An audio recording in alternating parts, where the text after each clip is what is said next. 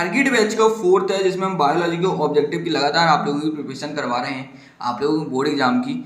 इसके पहले आपने वीडियोस को नहीं देखा और भी वीडियोस को, तो आप लोग पहले वॉच कर लीजिएगा। आप लोगों के लिए काफ़ी इंपॉर्टेंट होने वाली है, क्योंकि अपन लोग ऐसी स्टडी कर रहे हैं जिससे आप लोगों को ऑब्जेक्टिव पूरे क्रैक हो जाएंगे। अच्छा, आपने यदि अभी तक अपने टारगेट बैच पे इनरोल नहीं किया है तो इनरोल कर लीजिएगा, वहाँ पे भी आप लोगों को काफ़ी बेनिफिट मिलने वाला है, ठीक है ना। अब सबसे पहला क्वेश्चन आता है अपना, व्हाट इज इलेक्ट्रोफेरेसिस, ठीक है ना। ये क्या चीज़ होता है? विद्युत कण संचारण, ठीक है। हिंदी में विद्युत कण संचारण बोलते हैं। इस ये क्या करता है, सबसे पहले आप लोग ये समझिएगा, ठीक है ना। ये क्या करता है? डीएनए के सेगमेंट को अलग अलग करता है, यानी कि डीएनए के टुकड़े को अलग अलग करता है, उसको अपन लोग बोलते हैं इलेक्ट्रोफेसिस, ठीक है ना। इसी प्रकार से आप लोग टीआई प्रेसमाइट को पढ़ लीजिएगा क्या होता है ये, ठीक है ना। अब अपन लोग यहाँ पे देखेंगे गोल्डन राइस क्या होता है। अपन लोग एक शॉर्ट रिवीजन कर रहे हैं, इसमें काफ़ी चीज़ें आप लोगों को पता चलेगी। अब गोल्डन का मतलब आपको पता है सुनहरा, राइस का मतलब पता है चावल। अब ये हमको लिखने की जरूरत थोड़ी ना है, ये तो आपको पता है ना भाई, सुनहरा चावल, ठीक है ना। तो हिंदी में इतनी चीज़ लिखने की जरूरत नहीं रहती है, ठीक है, आप लोग इतना समझते हो, ठीक। गोल्डन राइस से आप लोगों को समझ में आ रहा है कि ये होता क्या है, ठीक है ना। ये गोल्डन कलर का होता है और इस पे गोल्डन कलर जो है वो आप लोगों को कैसे आया है, तो वो इसके कारण आया है, यहाँ पे लिखा हुआ है बीटा कार्बोटोनी के कारण, ठीक है ना। ये गोल्डन कलर का होता है, इस चीज़ को आप लोग याद रखिए, बीटा कार्बोटोनी के कारण ये गोल्डन कलर का होता है, राइट। और इसमें जो है विटामिन ए काफ़ी ज़्यादा मात्रा में पाया जाता है। जिसके पास विटामिन ए की कमी रहती है वो गोल्डन राइस को भी खाता है और उससे विटामिन ए ले लेता है, ठीक है ना। ये चीज़ आप याद रखिएगा। और ये एक ट्रांसजेनिक क्रॉप, इसका मतलब क्या होता है, अब आप हिंदी मीडियम इंग्लिश मीडियम दोनों समझिएगा। जो भी चीज़ अपनी खुद की लैब में बनाई जाती है उसको अपन लोग ट्रांसजेनिक क्रॉप बोलते हैं, और ये गोल्डन राइस अपन लोगों ने लैब में बनाई थी, ठीक है ना। तो इसी को कहते हैं ट्रांसजेनिक लाइफ। यही है गोल्डन राइस के बारे में पूरी डिटेल, इन्हीं में से क्वेश्चन आएगा, इसके बाहर गोल्डन राइस से क्वेश्चन नहीं आएगा, ठीक है ना। तभी से अपन लोग एक छोटे छोटे टर्म्स हैं जहाँ से क्वेश्चन ऑब्जेक्टिव बनते हैं, वो सारी टर्म्स अपन ने उठा लिए। अब ह्यूमिलीन आता है, हिंदी इंग्लिश दोनों में यही बोलते हैं, आर्टिफिशियल को कृत्रिम बोलते हैं हिंदी में, ठीक है ना। ह्यूमिलीन जो है वो एक आर्टिफिशियल इंसुलिन है, ये आप लोगों को पता होना चाहिए। और ये सबसे पहले आप लोग यहाँ पे देखेंगे जेनेटिक इंजीनियरिंग और रिकॉम्बिनेंट डीएनए टेक्निक्स, ठीक है ना। ये आप लोगों का क्या चीज़ है, ह्यूमिलीन है, ठीक है ना। आप लोग याद रखिएगा इस टर्म को, बहुत इंपॉर्टेंट टर्म है, आप लोगों को क्वेश्चन आ सकता है ऑब्जेक्टिव का, ठीक है ना। इसके बाद अपन लोग आगे बढ़ते हैं और full form of RNAi NCID, इसको देखिएगा आप लोग।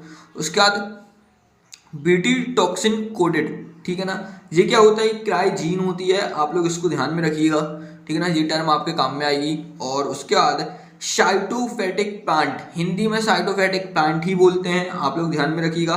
और ये जो प्लांट है ये आप लोगों का डेजर्ट में पाया जाता है, डेजर्ट में ही मिलता है। और इसमें जो होता है सुकून स्टोमेटा, सुकून स्टोमेटा को हिंदी में बोलते हैं घृसारंध्र, ठीक है, इस चीज़ को आप लोग याद रखिएगा।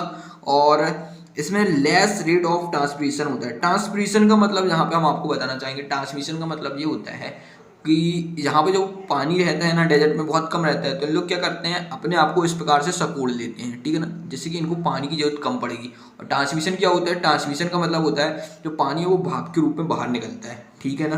तो इन लोगों को ना कम पानी की जरूरत पड़ती है, ठीक है ना। इस प्रकार से लोग सकोड़े जाते हैं तो पानी अपना बचा लेते हैं, यही होते हैं एग्जीक्यूटिव प्लांट, ठीक है ना। आप लोग को समझ में आया, इस पे यही क्वेश्चंस आते हैं, ज़्यादा नहीं आता है। इसके बाद अपना आ रहा है रेस्पिरेटरी रूट। रेस्पिरेटरी रूट को हिंदी में क्या कहते हैं, ये लिखा हुआ है श्रवण जड़ कहते हैं, ठीक है ना। ये कौन सी होती है, सांस लेने वाले जड़ होती हैं, जो जड़ सांस लेती हैं उनको अपन रेस्पिरेटरी रूट कहते हैं, और उनके जो नाम लिखे हैं आप लोग पढ़ लीजिए, ठीक है ना। यहाँ पे ये है मैंग्रोव और राइजोफोर्स, ठीक है ना, राइजोफोर, ठीक है। तो ये होते हैं दोनों एग्जाम्पल हैं सांस लेने वाली जड़ के, ठीक है ना। और इसके बाद आपका क्वेश्चन अगला आता है यहाँ पे type of curve obtain in the growth of organization. यहाँ पे हिंदी में लिखा है जीव की वृद्धि में प्राप्त का प्रकार, ठीक है ना। J&S शाफ्ट कर्व, ये नाम याद रखिएगा, ठीक है ना आप लोग। तो इस चीज़ को याद रखिएगा, वृद्धि कर्व को वृद्धि बोलते हैं, ठीक है ना, हिंदी मीडियम वाले। और इसके बाद आती है मोर्टेलिटी रेट, ठीक है। मोर्टेलिटी रेट यानी कि मृत्यु दर, आप लोगों को उसका फॉर्मूला पता होना चाहिए, इसके बारे में पता होना चाहिए, ठीक है ना। इसके बारे में क्वेश्चन बन सकता है। और इसके बाद अपना अगला क्वेश्चन है, study of human population called, यानी कि मानव जनसंख्या का अध्ययन क्या होता है, डेमोग्राफी होता है। आप लोग को ये लिखना है, ठीक है ना। चलिए, इतनी चीज़ आप लोगों को समझ में आई होगी, क्या क्या चीज़ आप लोगों को बताया है वो चीज़ आप लोग अच्छे से एक बार देख लीजिएगा, रिवीजन कर लीजिएगा, ठीक है ना। चलिए, क्योंकि आप लोगों को कुछ चीज़ें याद करने वाली हैं जो आप लोगों को पता होनी चाहिए, ठीक है। जो चीज़ समझाने वाली वो तो हम समझा देंगे। वाई इंसेक्टिवोरस प्लांट, यहाँ पे नहीं लिखा है, प्लांट ईट इंसेक्ट। देखो, कीड़े बच्चे पौधे कीड़ों को क्यों खाते हैं, हिंदी में लिख दिया हमने, ठीक है ना। तो क्यों खाते हैं, यहाँ पे देखिए, नाइट्रोजन की जरूरत को पूरा करने के लिए, N2 की जरूरत को पूरा करने के लिए खाते हैं, राइट। इसका आंसर आपको समझ में आया। Flow of energy in ecosystem, अब इसी को हिंदी में पहले आप लोग देख लो, पारिस्थितिक तंत्र, ठीक है ना। इकोसिस्टम को क्या बोलते हैं, पारिस्थितिक तंत्र, यहाँ पे आप लोग को साइन नहीं दिख रहा होगा, ठीक है, पारिस्थितिक तंत्र बोलते हैं, ठीक है। और फ्लो ऑफ एनर्जी आपको पता है, ऊर्जा का प्रवाह, ठीक है ना, तो यही होता है। तो इसको क्या बोलते हैं, यूनिडायरेक्शनल, ठीक है ना। क्या होता है, यूनिडायरेक्शनल। इसको हिंदी में आप लोग थोड़ा कन्वर्ट कर लेना, जहाँ पे लिखा नहीं है, ठीक है, unidirection. Source of energy in ecosystem, यानी कि आप लोगों का ऊर्जा का स्रोत और पारिस्थितिक तंत्र, ठीक है ना, इसको सन से मिलता है, ये सबको पता है, सबको याद होगा, ठीक है।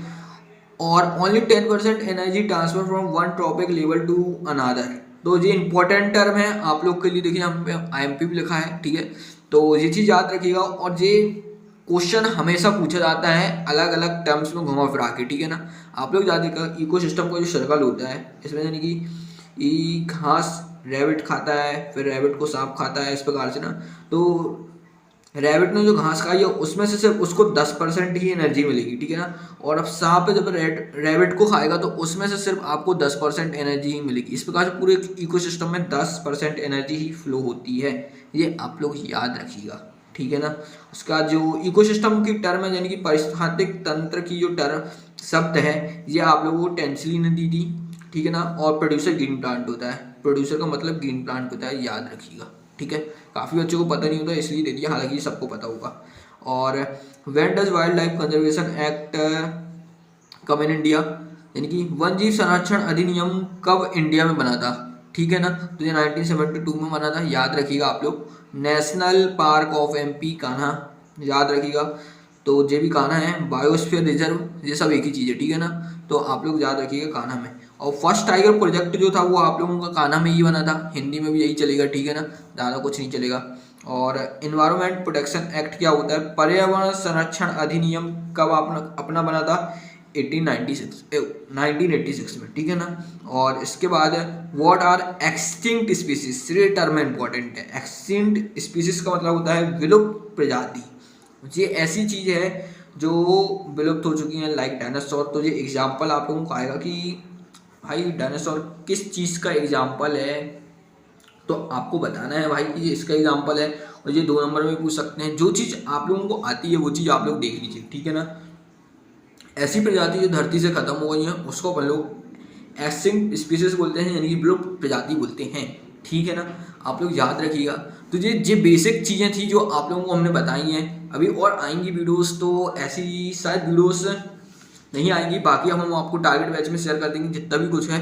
तो आपने टारगेट बैच को ज्वाइन नहीं किया है, इनरोल नहीं किया है, इनरोल कर लीजिएगा, आप लोगों को वहाँ पे भी काफ़ी बेनिफिट होने वाला है। और साथ में ही आप लोगों ने अभी तक यूट्यूब चैनल को सब्सक्राइब नहीं किया है और इसके पहले की वीडियोस को नहीं देखा है तो देख लीजिए। आप लोगों के काफ़ी सारे ऑब्जेक्टिव कंप्लीट हो चुके हैं और आप लोगों को पता भी नहीं चलेगा।